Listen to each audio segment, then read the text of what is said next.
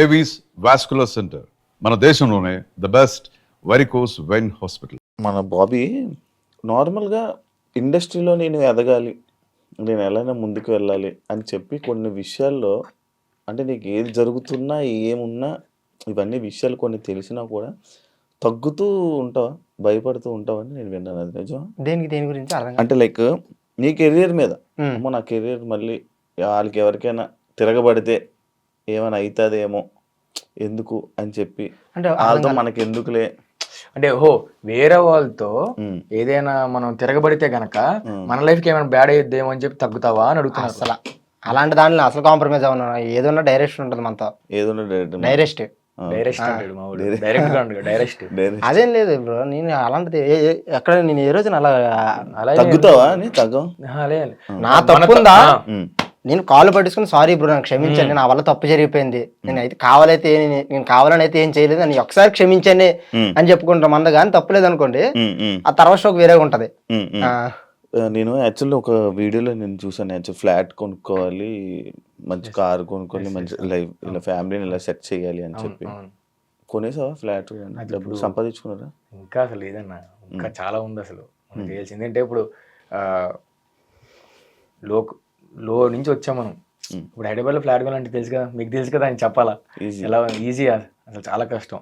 So మనకి ఏంటంటే ఇప్పుడు వచ్చే డబ్బులు మనకి ఖర్చులు వెళ్ళిపోతాయి తప్ప మనకి సేవింగ్స్ కాకుండా దానికి అప్పుడు ఏదైనా మన సినిమా చేయాలన్నా ఇప్పుడు సడన్ గా వాళ్ళకి డెమో అడిగితే కనుక సడన్ గా ఒక 20 మందిని పిలిచి వాళ్ళకి ఫుడ్ చూసుకొని వీడియోస్ తీసుకునేసరికి మనకి ఖర్చు అంతా అడిగిపోతుంది ఇంకా.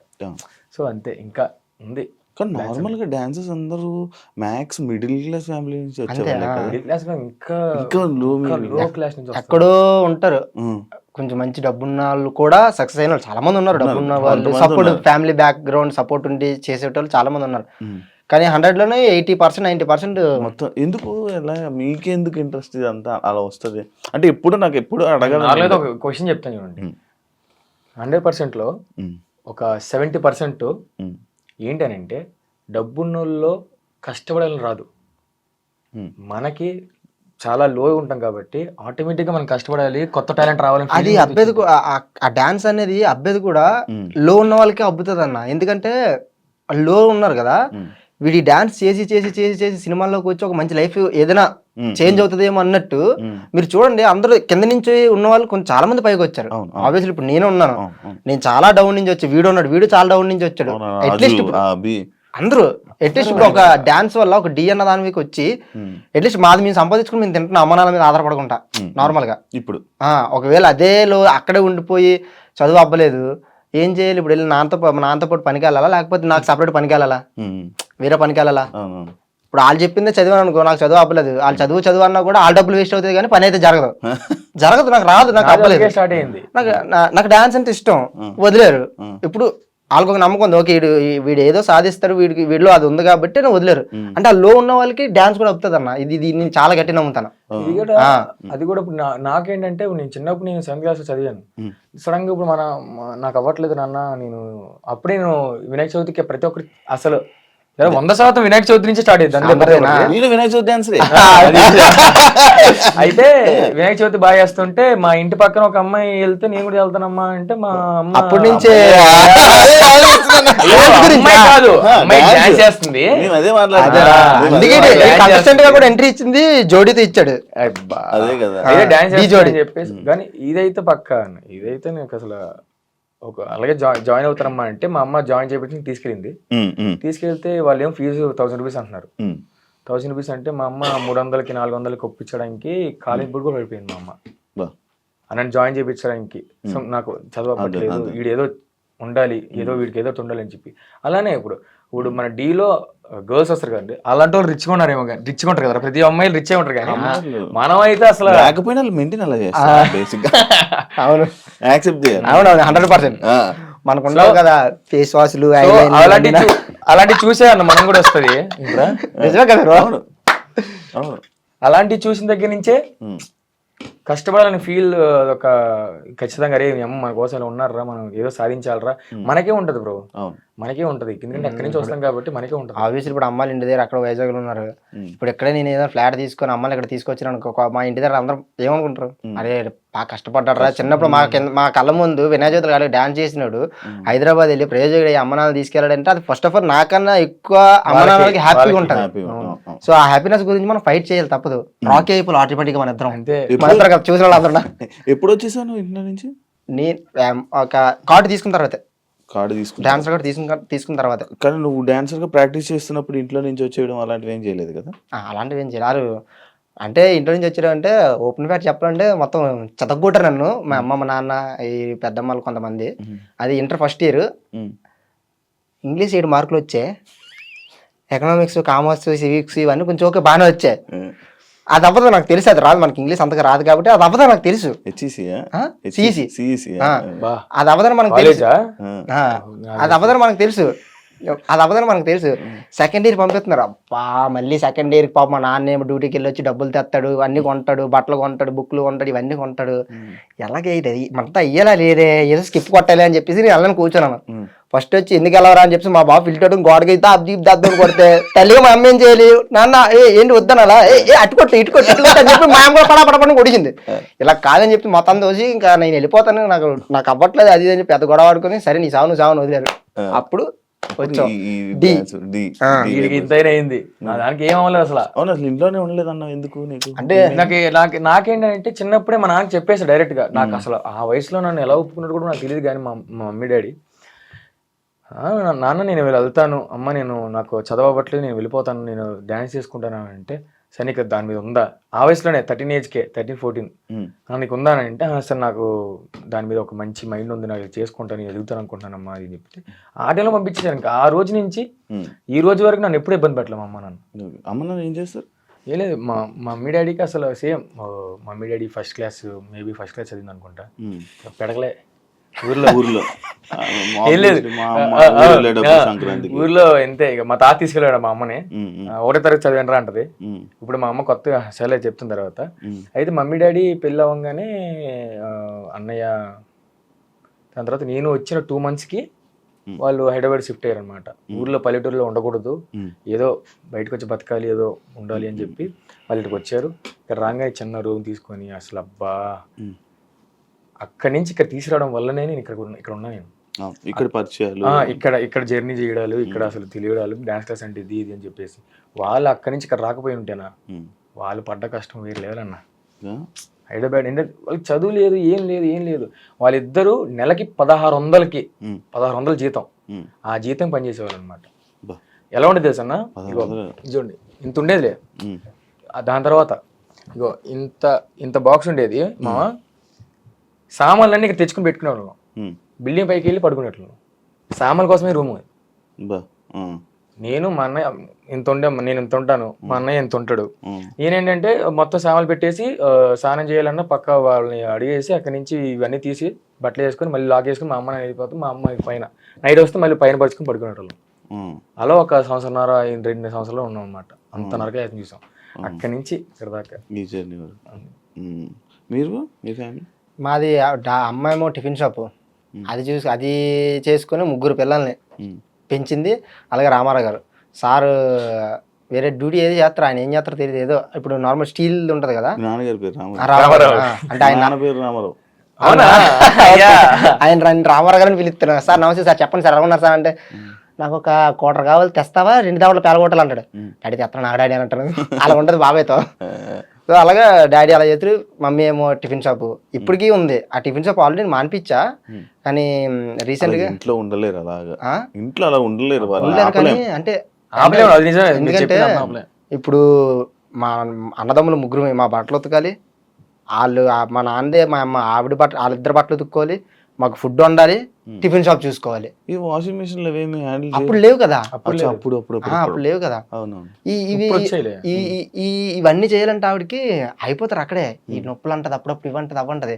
సరే అని చెప్పి నేను ఒక మంచి కొంచెం ఓకే బాగుంది, సిచ్యువేషన్ బాగుంది అన్న టైంకి నేను టిఫిన్ షాప్ అమ్మని మానిపిస్తాను, డాడీని కూడా మానిపిస్తాను. ఇంక దాని తర్వాత మా వదిన రీసెంట్ గా చనిపోయారు అనమాట. మా వదిన చనిపోయింది. తర్వాత అదే టైంలో నేను కార్డ్ ఆడిషన్ ఇచ్చాను, సెలెక్ట్ అయిపోయాను, డబ్బులు కట్టాలి. ఇటువైపు ఏమో వదినకి హాస్పిటల్లో ఉంది. ఫ్యామిలీ మొత్తం అంటే నేను వచ్చానంటే ఈడు వచ్చాడు కదా అన్న వాళ్ళకి ఒక ధైర్యం ఉంటుంది. సో ఆ ధైర్యంతో నా మీద వదిలేశారు మొత్తం అందరూ. ఇప్పుడు నేను కార్డుకి డబ్బులు సెట్ చేసుకోవాలి. ఇక్కడేమో ఇక్కడ వదినకి ఎలా లేదని ఒక 6 lakhs అంత అయింది, కార్డుకి వేరే అమౌంట్ ఇంత అయింది. ఆ టైంలో నాకు ఇంకెవరు వెనకాల నేను చెయ్యొద్దు ఇచ్చేటోళ్ళు కానీ ఎవరు లేరు. నేను ఒక్కడనే ఫ్యామిలీ సైడ్ నుంచి కానీ ఏం లేదు. అప్పుడు నాకు ఒక అమ్మాయి అంటే లవ్వే, తను చాలా ఎంత హెల్ప్ చేసిందంటే ఇంకా అవుట్ ఆఫ్ ది బాక్స్. ఇంకా ఉందా ఇప్పుడు లేదులేండి. ఇప్పుడు లవ్ అసలు వద్దని చెప్తాను. ప్లీజ్ దయచేసి మీరు ఎవరైనా ఆడియన్స్ ఎవరైనా ఉంటే కెరీర్ మీద ఫస్ట్ ఫోకస్ చేయండి, తర్వాత ఆటోమేటిక్గా మన దగ్గరకు వస్తారు. అది నేను చాలా లేట్గా మీద ఫోకస్ చేయండి. సో లవ్ జోలికి వెళ్ళొద్దు, మంచిగా లైఫ్ కెరీర్ అది సెట్ చేసుకున్న తర్వాత ఆటోమేటిక్గా మన దగ్గరకు వస్తారు. ఓకే, టాపిక్ కట్ అయితే. తను చాలా ఎంత హెల్ప్ చేసిందంటే బ్రో నిజం చెప్తున్నాను, ఆ టైంలో తను కానీ లేకపోతే నాకు కార్డ్ అయితే 100కి 99% వచ్చేదే కాదు. అలాగే మా వదిన కూడా హెల్ప్ అయ్యేది కాదు. తను ఒక్కరిదే కాదు, నాకు ఫ్రెండ్స్ ఉన్నారు, నవీన్ అని చెప్పేసి, జగదీష్ అని చెప్పి వైజాగ్లో డాన్సర్ అబ్బాయి జగదీష్ అని చెప్పేసి, అది రోబోటిక్స్ టైంలో చేసేటోడు జగదీష్ కానీ. తర్వాత ఇంకా నా డాన్స్ క్లాస్ వైజాగ్లో డాన్స్ క్లాస్ ఒకటి ఉండేది అనమాట. అందులో ఒక స్టూడెంట్ జాను అని చెప్పేసి వాళ్ళ మమ్మీ వాళ్ళు కానీ, అలాగే సంధ్య మేడం అని చెప్పేసి చాలా మంది కొంతమంది నాకు చాలా హెల్ప్ చేశారు ఆ టైంలో. టక నేను ఇంకా డౌన్ అయిపోయాను, నా దగ్గర లేవు, ఎక్కడి నుంచి తేవాలి, అదొక 4 మొత్తం 12 కావాలి నాకు అప్పటికప్పుడు. ఎక్కడి నుంచి తేవాలి, నేనే సేవ్ చేసుకుని మహా అయితే ఒకటే అంత ఉంటది అంతే, దాంతో ఏదో మొత్తం ఆడిద్దాం ఆట అనుకున్నాను. ఖర్చు అయితే ఇది సడన్ గా అయిపోయింది. నేను ఇక్కడ ఉన్నాను, అక్కడి నుంచి ఫోను, బాబాయ్ నువ్వు సెలెక్ట్ అయ్యి డబ్బులు రెడీ చేసుకున్నారు అక్కడి నుంచి. నాకేం అర్థం కావట్లేదు, ఇటువైపు ఏమో లైఫ్, ఇటువైపు ఏమో వదిన, ఏం చేయాలో నాకు తెలియని సిచ్యువేషన్లో చాలా మంది ఫ్రెండ్స్ వాళ్ళు వీళ్ళు ఆ టైం కరే ఇగో మా స్కూల్ ఫ్రెండ్స్ అరిగో అలాగే ఈడొక అమౌంట్ ఇచ్చాడు, ఇచ్చాడు. అంటే ఆ టైంలో నాకు అవ్వలేదు. అప్పుడు మళ్ళీ నువ్వు దీపాన్ని మొత్తం అప్పటిదాకా ఇలా ఉన్నాడు, ఒకసారి అయిపోయాను. ఇప్పుడు మళ్ళీ రీస్టార్ట్ చేసి ఇప్పుడు మళ్ళీ అమ్మ టిఫిన్ షాప్ చూసుకుని ఇప్పుడు వాళ్ళకి అసలు వాళ్ళకి ఏం ఇవ్వట్లేదు. ఇప్పుడు ఇంతకు ముందు అయితే నేనే మొత్తం అన్ని చూసుకుంటాను, ఇప్పుడు అసలు వాళ్ళకి ఏం ఇవ్వట్లేదు. మళ్ళీ కష్టపడుతున్నాను, నాకు దాన్ని అదే తీసుకోలేకపోతున్నాను. అందుకే ఇంకా ముందు అంటే ఏదైనా ఇప్పుడు సడన్ మనం ఇలా లెగిస్తాం అబ్బా, మళ్ళీ ఇలా పడితేనే మళ్ళీ ఇంకొంచెం పైకి వెళ్తాం. అవును అది నిజం. పడతాం లేస్తాం ఖచ్చితంగా నించుంటాం కానీ కొంచెం టైం పడుతుంది, దేనికైనా కొంచెం టైం. ఇంకా మీకు ఏజ్ ఉంది కాబట్టి ఇంకా నాకు ఏజ్ ఎక్కువ అయిపోయింది. ఎంత అంటారు మావాడికి ఏజ్? నేను చెప్పలే 28 అంతే, పర్ఫెక్ట్ 28. అదే ఒకసారి మాట్లాడుకున్నప్పుడు కరెక్టే మావా, నిజంగా అంతే. ఇంకోటి అదే టైంలో నాకు కార్డు విషయంలోనే జిత్ మాస్టర్ కూడా హెల్ప్ చేశారు. అలాగే గౌసన్న అని చెప్పేసి ఉంటారు అనమాట, జిత్ అన్న మెయిన్ అసిస్టెంట్. ఆయన కూడా అనకూడదు కానీ తిరిగాడు, ఇంటి పత్రాలు పట్టుకొని వదిన ఏమైనా పెట్టి ఇద్దామని చెప్పేసి తిరిగారు. కానీ ఎక్కడ అయితే ఉంటే ఇంట్రెస్ట్ ఉంటాయి కదా, చాలా ఎక్కువ పేలిపోయి ఇంట్రెస్ట్ అవి ఫస్ట్ వద్దులా నేను ఏదో చేసుకుంటారు, వదిలేండి అన్న అని చెప్పేసి, వద్దులే అన్న అని చెప్పేసి అలాగే జిత్తాను కూడా హెల్ప్ చేశారు ఆ కార్డు విషయంలో. ఇప్పుడు నార్మల్ గా నాకు ఒక క్యూరియాసిటీ వచ్చింది అనమాట. అంటే ఇన్స్టా ఇన్ఫ్లుయెన్సర్స్ కానీ వీళ్ళందరూ నెలకు ఎవరిని నేను ఇంట్రడ్యూస్ చేస్తున్నా, రీసెంట్ టైమ్స్ లో నేను అడుగుతున్నాను ఎంత సంపాదిస్తున్నారు మంత్లీ అని అడుగుతుంటే ఒక్కొక్కరు 5 లక్షలు 6 లక్షలు 7 లక్షలు అని చెప్తున్నారు. ఇప్పుడు మీరు ఒక డీ షోకి వెళ్ళారు, మీరు ఇంత ఈ పొజిషన్ లో ఉన్నారు, ఇప్పుడు మీరు నెలకి ఎంత సంపాదిస్తున్నారు? బ్రో నేనైతే నెలకి ఇంత అని ఏం కాదు, కానీ ఒకవేళ ఈవెంట్లు కానీ నేను ఈవెంట్లు కూడా ఆపేసా. ఈవెంట్లకు కానీ వెళ్తే మాత్రం నెలకి మీరు అన్నట్టు వాళ్ళు చెప్పిన అమౌంట్ అంత కాకపోయినా కూడా అట్లీస్ట్ ఒక 1 ఒక 2 3 అక్కడ వరకు వెళ్తుంది ఈవెంట్స్ కానీ చేస్తే, కంటిన్యూస్గా ఈవెంట్స్ కానీ చేస్తే. ఇప్పుడు ఆ ఈవెంట్స్కి వెళ్ళడం వల్ల మెయిన్ నేను ఏదైతే కొట్టాలనుకున్నానో అది పోతుంది, అది అవ్వదు ఇంకా. అది ఎందుకంటే అంతే, నువ్వు అక్కడికి వెళ్ళావు అనుకో బ్రో, డాన్స్ పోతుంది, తర్వాత దూకాలి, ఏది డబ్బుల గురించి కష్టపడతాం. కానీ ఇక్కడ మెయిన్ ఇక్కడికి సినిమాకి వచ్చిన తర్వాత ఏంటంటే పర్ఫెక్షన్ ఉండాలి, ఒక మూమెంట్ ఫినిషింగ్ ఉండాలి, కంపోజింగ్ చేసే మైండ్ ఉండాలి, కెమెరా టేకింగ్ ఏంటి అది అంతా ఉండాలి. నువ్వు అటు వెళ్ళేవానికి ఇటు రావడం కాదు. ఇది ఎక్కడ ఉంది? హైదరాబాద్లో ఉంది. ఇది ఎక్కడ ఉంది? ఇది ఎక్కడ ఉంది? ఇది హైదరాబాద్లో ఉంది. ఇది ఎక్కడ ఉంది? వైజాగ్లో ఉంది. ఎలాగవుతుంది? రెండింటికి నాన్ సింగ్. సో నేను ఇంకా దాన్ని వదిలేసా. ఇంకెక్కడికి వచ్చిన తర్వాత ఇక్కడ ఎంత అసిస్టెంట్కి ఎంత పేమెంట్ అని ఉంటుంది.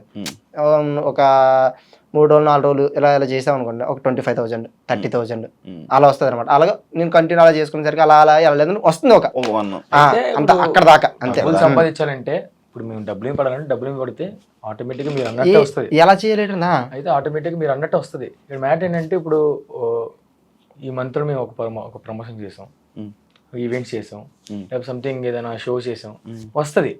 కానీ మనకేంటంటే హై గోల్స్ ఉన్నాయి కాబట్టి మనం ఏంటంటే దాని వెనకాల వెళ్తూ ఉంటే ఆటోమేటిక్ మన వెనకాల డబ్బులు వస్తూ ఉంటాయి. ఇప్పుడు ఇంతకుముందు మేము డబ్బుల కోసం వెనకబడి ఉంటే అసలు ఈ స్థాయిలో ఉండేవాళ్ళం కాదు. ఈరోజు ఒక గోల్, ఒక డి మాస్టర్, దాని తర్వాత లేదంటే ఇది టైటిల్ కొట్టాలి, దాని తర్వాత బయటికి రావాలి ఒక మూవీ, అది ఉంది కాబట్టి ఆటోమేటిక్ వస్తున్నాయి. ఇప్పుడు నేను నాకు ఈ మంత్ మీరు అడిగినట్టే నాకు ఈ మంత్లో ఒక ఇన్ని ప్రమోషన్స్ వచ్చాయి, నాకు ఇది వచ్చింది, నెక్స్ట్ మంత్ ప్రమోషన్స్ ఉండకపోవచ్చు. అంటే మన ఆర్టిస్టులదే ఇదే ప్రాబ్లం. అంటే ఈ రోజు ఉండొచ్చు, రేపు ఉండకపోవచ్చు.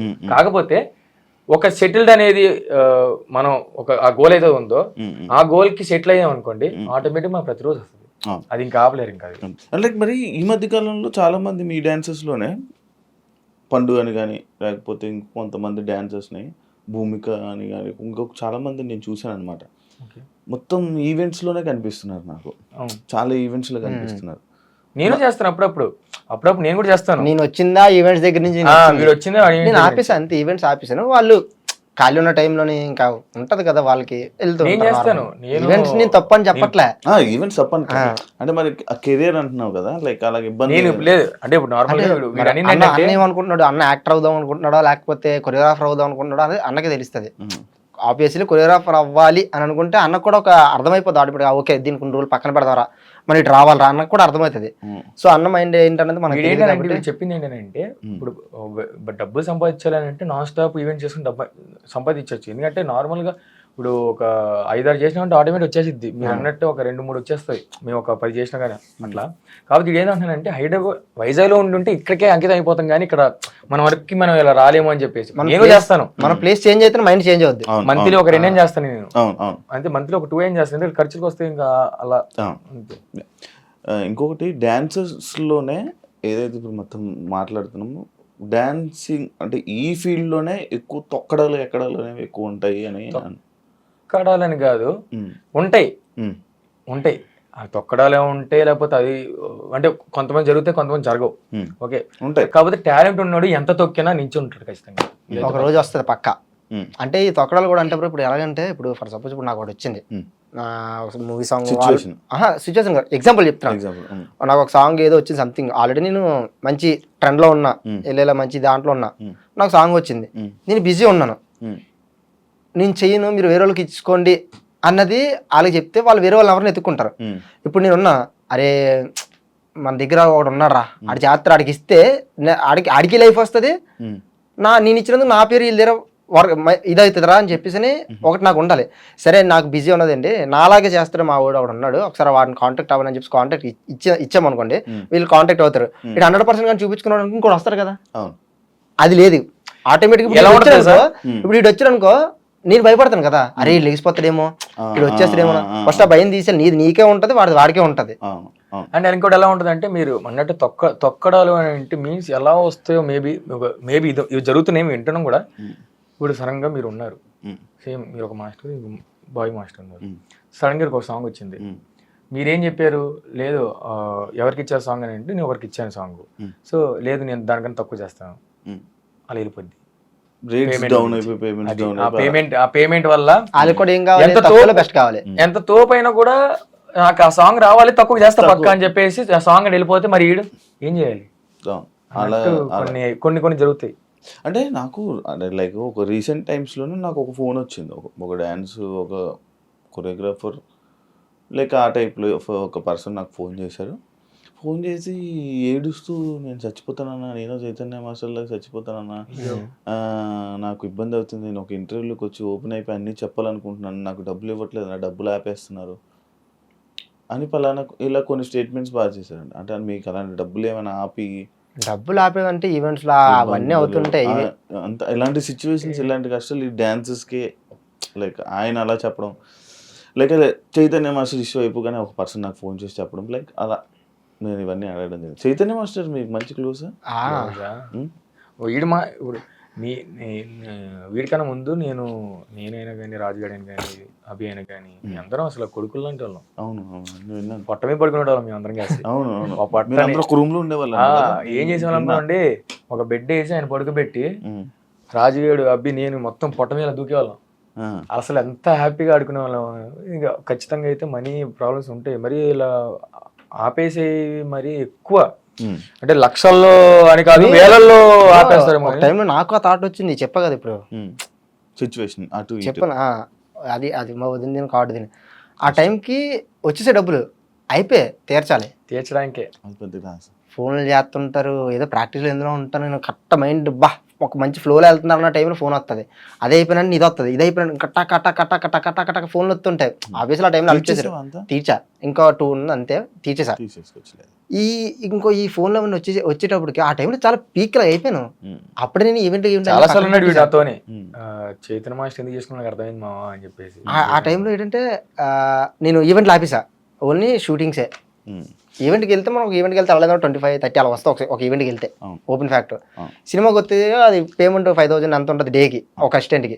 నేను డాన్సర్కి వెళ్ళాను, అసిస్టెంట్కి డాన్సర్కి వెళ్తే బిజీ అయిపోతుండే, నేను అసిస్టెంట్కి వెళ్తా అని ముందు నుంచి అనుకున్నాను, అందుకే తీసుకున్నాను కార్డు కూడా. అది తక్కువ అమౌంట్ అవుతుంది, నాకు సరిపోదు, ఎటు సరిపోదు. అవతల వాళ్ళకి చెప్పలేక, ఆ మాటలు వినలేక, ఉండలేక, చేయలేక, అని నేను ఏం తప్పు చేయకూడదు, నేను తీసుకొని ఎటు బలదూరం ఏం తిరగలేదు, వెళ్ళిపోలేదు, ఎటు వెళ్ళిపోలేదు, ఏం చేయలేదు. అరే చేస్తున్న టైంలో ఏదో ఇంకో స్టెప్ ఏదో ఎక్కుదామని పరిగెడుతున్న టైంలో ఫోన్లు వచ్చి ఆ మాటలు ఇవి అని విని అవ్వట్లేదు అని చెప్పి చాలాసార్లు కదా ఒకసారి వచ్చింది మైండ్కి, చచ్చిపోవడం ఏంటి నాయన, ఇంత బతుకు బతికి యాక్చువల్లీ ఇంత బతుకు బతికి చచ్చిపోవడం ఏంటి, అమ్మ నాన్న ఉన్నారు, అదే అమ్మ నాన్న మన గురించి ఇన్ని రోజులు ఇంత పెట్టి చచ్చిపోవడానికి, ఇప్పుడు నేను కానీ అయిపోయాను వాళ్ళని ఎవరు చూసుకుంటారు అని చెప్పి మళ్ళీ ఇంకా అలా పెట్టుకొని అలాగా ఆకాశం వైపు చూసుకుంటే ఏదగారా ఏదగారా అని చెప్పి కేజీఎఫ్ పాట పెట్టుకుంటే అలా వినుకుంటే అలా ఉన్నాను, ఇంకా ఆ పాటే రాలేదు నాకు. కానీ నిజంగా చనిపోవడానికి పెట్టేంత ధైర్యం బతకాన్ని పెట్టాలి, ఎందుకంటే చనిపోవడానికి వచ్చే ధైర్యం అంట అన్నిటికన్నా బలమైన ధైర్యం అదేనంట. అవును, దానికి మించిన ధైర్యం ఇంకేది ఉండదు. కాదు బ్రో, ఇప్పుడు ఊరేసుకుంటున్నావు అంటే నువ్వు పేక వేసుకున్నావు అంటే నీ నరాల గేరలు అన్ని కట్ అయిపోయి 4 బయటకు వచ్చి చచ్చిపోతావు, నీకు అర్థమవుతుంది, పెయిన్ నువ్వు భరించి చచ్చిపోతావు. కానీ అయినా కూడా పెయిన్ భరించి నేను చచ్చిపోతాను నా వల్ల అవ్వట్లేదు అంటే ఇంకా సిచ్యువేషన్ అలాంటి మనం ఏం చేయలేము. చచ్చిపోయిన వాళ్ళు కూడా మనం అంత ఈజీగా చచ్చిపోయి ఆ టైంలో అనిపించింది, ఇప్పుడు వీడు నాకు అనిపించింది మా అని చెప్పేసి అంటారు కదా, ఆ టైంలో పక్క అనిపించింది. ఇంకా అంటే ఎటు సైడ్ రూట్ ఉండదు కదా మనకి, నాకు ఇటు సైడ్ బొక్కలే, ఇటు సైడ్ బొక్కలే, ఇటు సైడ్ బొక్కలే, నాకు ఇది ప్రాబ్లం, ఎంతమందికి ఎలా కట్టాలి అనే థాట్ ఒకటి వచ్చింది చూడండి. ఆ థాట్ లో వేసారనుకో నాకు ఏం అర్థం కాదు వాళ్ళకి, ఎరమా సిచ్యువేషన్ లో ఫుల్ లేకుండా ఉంటే దానంత ప్రశాంతం.